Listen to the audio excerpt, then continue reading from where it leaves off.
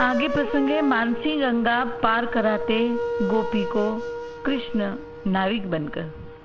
श्री कृष्ण नित्य की भांति श्री राधा व सखियों से भोजन पाकर गोवर्धन गौ चराने सुबल संग दाऊ व सखाओं के मध्य में पहुंचे। यहाँ श्री राधा मैया से विदा ले दही बेचने के लिए सखियों के संग निकली। गोवर्धन के रास्ते से दही बेचने जा रही थी।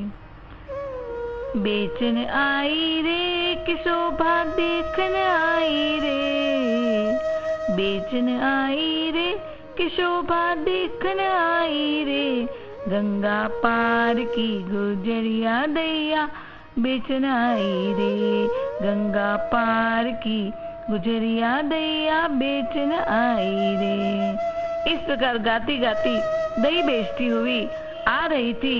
सामने मानसी गंगा आ गई। वहीं पे श्री कृष्ण ने उनके गीत की आवाज सुनी, सखा को संग लिए आ पहुंचे। रास्ता रोक के दही मांगने लगे। दहिया मांगते हुए कहने लगे, राधा दहिया बेचन चाली, राधा दहिया बेचन चाली, श्याम कहे मोहे दहिया चखा दे, श्याम कहे मोहे दहिया चखा दे, नहीं परत चैन मोहे दही के बिना, नहीं परत चैन मोहे दही के बिना, राधा दहिया बेचन चाली, राधा दहिया बेचन आई। बिना, राधा कहती है, बिना मोल में दहिया न देऊ, बिना मोल में दहिया न देऊ, मोल देऊ तो तुरत चखाओ, मोल देऊ तो तुरत चखाओ, सुंदर श्याम की देख झलक, राधा दहिया बेचन आई, राधे दहिया बेचन आई। राधे कहती है, तुम्हारे दिल की मुझे सब पता है।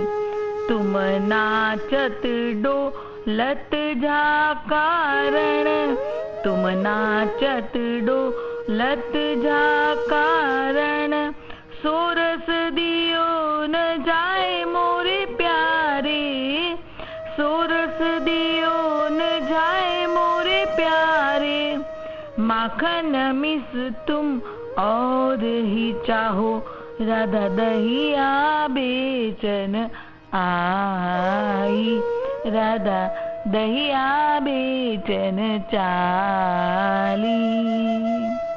राधा ने मना कर दिया, हम दही नहीं देंगे। तुम दही के पीछे क्या मांग रहे हो मुझे पता है, मैं जानती हूँ। राधा व सखी दही प्रभु को अर्पण किए बिना दही बेचने चली गई।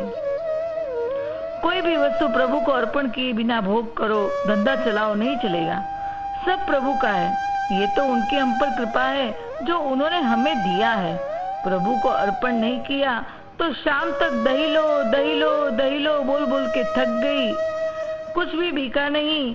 और शाम होते मानसी गंगा वापस आई। मानसी गंगा पार करनी थी तब घर पहुंच सकती थी और इसलिए नाव ढूंढने लगी। सब मन में सोच रही थी, आज हरि को सताया, दही अर्पण नहीं किया, इसीलिए हमारा दही नहीं बिका। कृष्ण को पता चला, अंतर्यामी है ना। सोचने लगे सब पछतावा कर रही है। तब श्री कृष्ण ने मोर मुकुट पीताम्बर वैजंती माला उतारी, पोटकी में बांधा, सखा की सीधी सादी धोती पहन ली, सिर पर फेट बांधी और नाविक बने नाव लेकर मानसी गंगा में प्रकट हुए। और कहते हैं, नाविक बनी प्रियतम बैठे नाव, नाविक बनी प्रियतम बैठे नाव।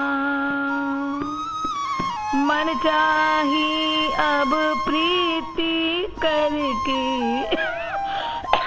मन चाही अब प्रीति करके, तब ही लगाऊं पार नाविक बनी, प्रियतम बैठे नाव नाविक बनी, प्रियतम बैठे नाव। जिन चरणन की रज को पान, ब्रह्मा शिव ललचार, सोई चरण चरणामृत लेके, सोई चरण चरणामृत लेके, वाको उतारू पार नाविक बनी, प्रियतम बैठे नाव नाविक बनी, प्रियतम बैठे नाव। जिन दधि माखन मोहि सतायो, जिन दधि माखन मोहि सतायो, दियो न एक छटा, सो उनके हाथन ले खाओ, सो उनके हाथन ले खाओ, करके लाड़ दुलार नाविक बनी, प्रियतम बैठे नाव नाविक बनी, प्रियतम बैठे नाव। प्यारी जू पत्थर पर बैठी थी, सखिया नाव को ढूंढती इधर उधर दूर तक नजर दौड़ा रही थी। उतनी देर में ललिता जू का ध्यान कृष्ण केवट की नाव पर पड़ा और हर्षित तो बोल पड़ी, किशोरी जू एक नाव अभी है, अभी आवाज देती हूँ। कहते आवाज दी। ललिता कहती, अरे ओ कुंवर, तेरी नाव किनारे ला, हमको गंगा पार जाना है, आजा जट, भानु दुलारी भी हमारे संग है। केवट नाव लेके करीब आया पर बोला, अरे तुम मदमाती व्रज की नारियां इतनी सारी बैठेगी तो मेरी नाव बाहर नहीं संभल पाएगी। पहले बता, अगर पार करूं, पार उतारूं तो मोल क्या देगी? ललिता कहती, केवट, आज हमारा दही बिका नहीं, पास में पैसे नहीं है, हम सब विपत्ति की मारी है, हमारे साथ राजकुमारी भी है, इसलिए दया करके हमें पार करा दे। केवट कहता है, अगर तुम मेरी नाव में बैठोगी तो मेरी नाव डूब ही जाएगी, एक एक करके बैठो तो पार कर दूं, इच्छा हो तो आगे आओ।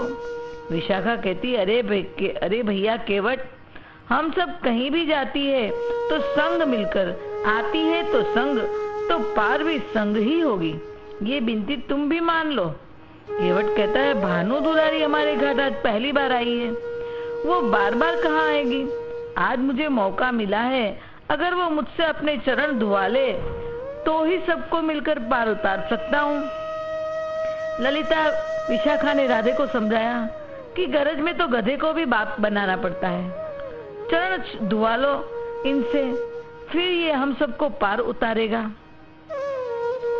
और केवट के पास राधा रानी अपने चरण धुलवाने बैठी, केवट भी चरण धोने लगा और गाने लगा, श्री राधा रानी के चरण बंदो बारंबार, जिनकी कृपा कटाक्ष ते होते भव से पार। राधे राधे राधे, जय जय जय श्री राधे, राधे राधे राधे, जय जय जय श्री राधे। ऐसे राधा का गुणगान कर केवट ने सबको नाव में बिठाया और धीमे धीमे नाव चलाने लगा। उसे धीमे धीमे धीमे नाव चलाते देख ललिता बोली, केवट, नाव जरा जल्दी चला, हमें देर हो रही है। केवट कहता, अरे ओ देवी जी, नाव का बोझ इतना भारी हो गया है कि मुझसे नाव खींची नहीं जा रही, मैं दुबला हूँ, तुम सब मोटी मोटी ढींगरी हो, मेरी शक्ति कब तक चलेगी? तुम सब दही माखन खाती हो, मैं भी खाऊं तो मेरा भी बल डबल बढ़ जाए। यह सुन सब सखी ने अपनी अपनी मटकी सामने रख ली, ले खा। केवट कहता है, मैं माखन खाऊंगा तो नाव कौन चलाएगा?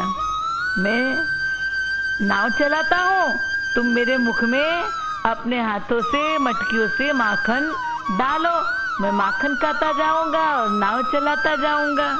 केवट ने ऐसा जब कहा तो सारी सखियां अंदर से तो बड़ी गुस्से हो गई, लेकिन जैसे ही गुस्सा करेंगी ये नाव चलाना बंद कर देगा, हम तो यहीं मध्य में डूब जाएगी।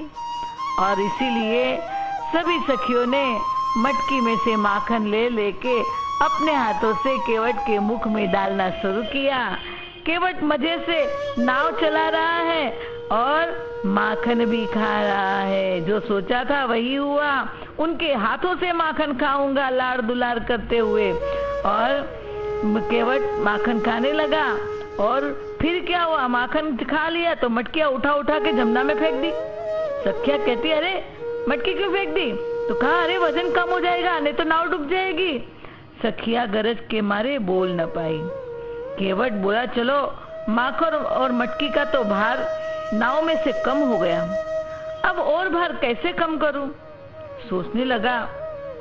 उसका ध्यान सखियों के ऊपर गया। बोला ये क्या 30-30 किलो के लहंगे चुन्नी वस्त्राभूषण पहन के रखे हैं?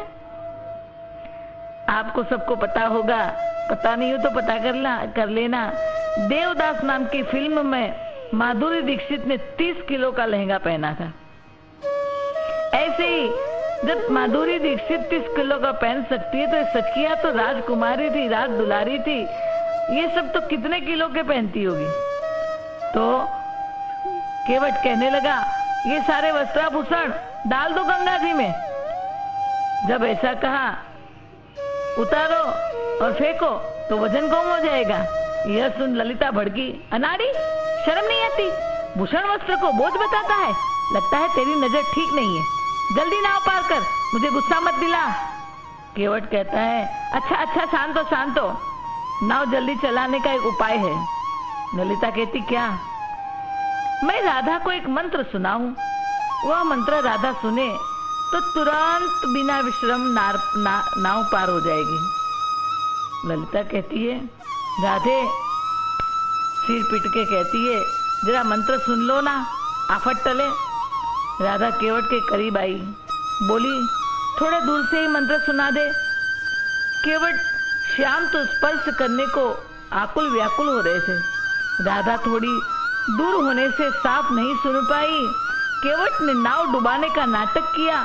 नाव ऐसी डोली कि राधिका भय की मारी उछलकर केवट को जा लिपटी। दोनों बाहें केवट के गले में डाल दी और श्याम तो तन मन पुलकित हो गए और सुध-बुध खो देह की और राधा के बाहों में ही झूलने लगे। सारी सखी चकित हो गई, अरे ये क्या? अरे ये केवट नहीं, श्याम है, श्याम। और सभी सखियां बलिहारी जाने लगी, हंसने लगी। सखियों ने नाव संभाल ली और श्याम सुंदर तो राधा की गोद में है। ऐसे करके श्याम सुंदर ने उनकी नाव को पार किया।